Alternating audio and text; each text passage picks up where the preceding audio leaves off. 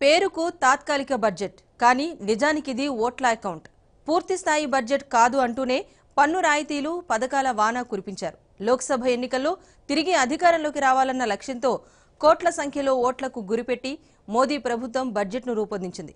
ముఖ్యంగా ఇటీవలి ఎన్నికల్లో ఓటమికి కారణమైన రైతులు, మధ్యతరగతి ప్రజలపై వరాల జల్లు కురిపించారు. వేతన జీవులకు వల విసురుతూ 5 లక్షల వరకు ఆదాయ పన్ను ఉండదని ప్రకటించారు.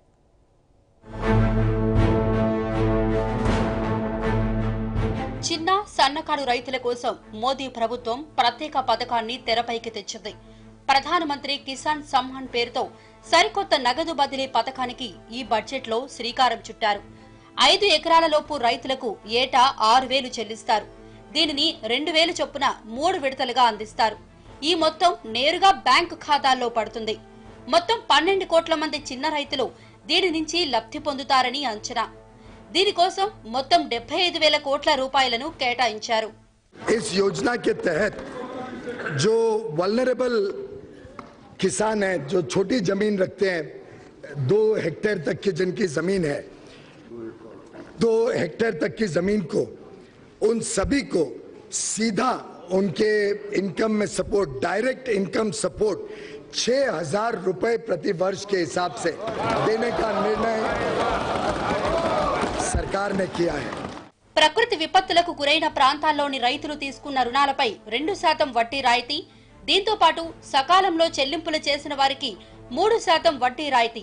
దీంతో మొత్తం మీద 5% రాయితీ వస్తుందని గోయల్ గుర్తు చేశారు. బడ్జెట్లో వేతన జీవులకు గొప్ప శుభవార్త చెప్పారు.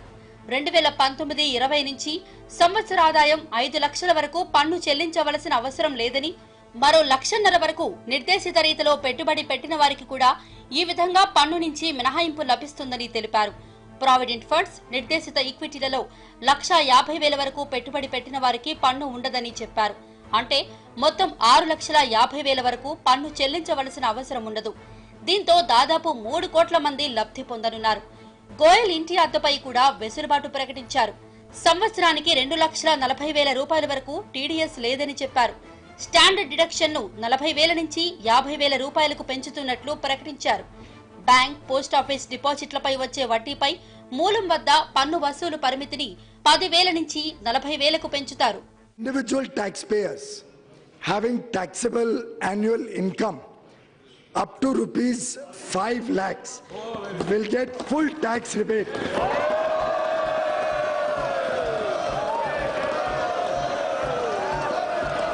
In fact, with additional deductions such as interest on home loan up to 2 lakhs, interest on educational loans, national pension scheme contributions, medical insurance, medical expenditure on senior citizens, with all of these other exemptions, deductions, persons having even higher income will not have to pay any tax.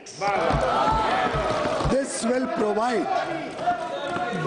provide tax benefit of 18,500 crore rupees to an estimated 3 crore middle class taxpayers.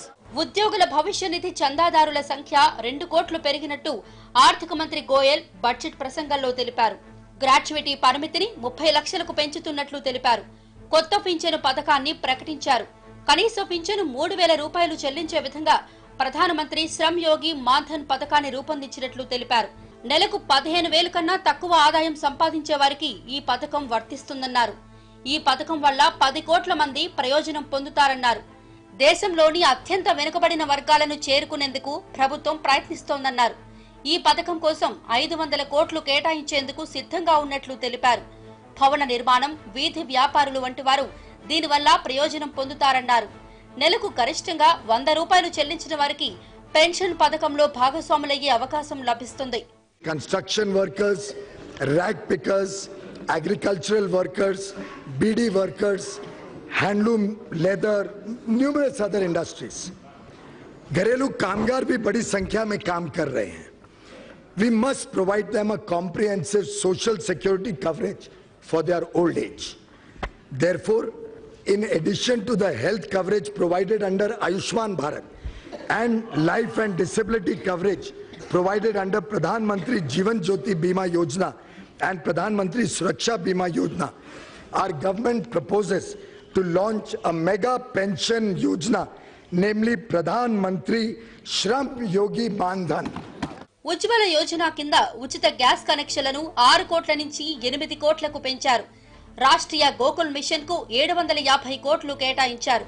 దీంతో పాటు పాడి పరిశ్రమ, మత్స్య పరిశ్రమకు చెందిన రైతులు తీసుకున్న Kisan credit card రుణాలపై 2% వడ్డీ రాయితీ కూడా ఇస్తారు.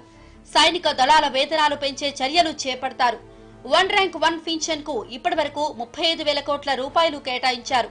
అవసరమైతే మరికొంత కేటాయిస్తారు. రక్షణ శాఖ బడ్జెట్ 3 లక్షల కోట్లకు చేరింది.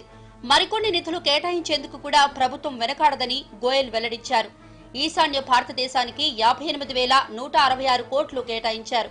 గతేడాదితో పోల్చితే ఇది 21% అదనంగా చెబుతున్నారు. మారుమూల ప్రాంతాల్లో పక్కా రోడ్ల నిర్మాణానికి 19,000 కోట్లు కేటాయించారు. ఇక ఆర్థిక రంగ విషయానికి వస్తే 5 కోట్ల కంటే తక్కువ టర్నోవర్ ఉన్నవారు 3 నెలలకొకసారి జీఎస్టీ చెల్లిస్తే సరిపోతుందని ప్రభుత్వం ప్రకటించింది. వచ్చే 5 ఏళ్లలో మన ఆర్థిక వ్యవస్థ $5 ట్రిలియన్ చేరుకుంటుంది. వచ్చే 8 ఏళ్లలో $10 ట్రిలియన్ చేరుకోవడమే లక్ష్యంగా ప్రభుత్వం చెబుతోంది. వైద్య విద్యపై ప్రత్యేక శ్రద్ధ పెట్టిన ప్రభుత్వం దేశంలోనే 22వ ఎయిమ్స్ ను హర్యానాలో ఏర్పాటు చేయబోతోంది.